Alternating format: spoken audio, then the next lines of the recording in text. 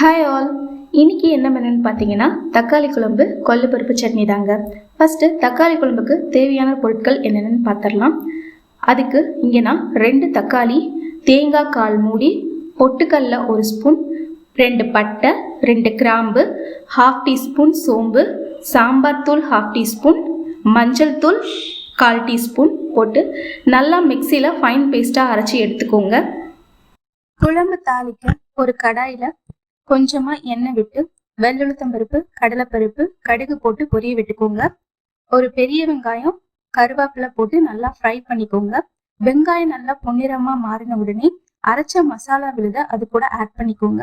தேவையான அளவு தண்ணி, உப்பு சேர்த்து பச்சை வாசனை போகிற வரைக்கும் நல்லா கொதிக்க விட்டு இறக்குனீங்கன்னா தக்காளி குழம்பு ரெடி. இது கூடவே நான் கொள்ளு சட்னி ரெடி பண்ணிட்டேங்க.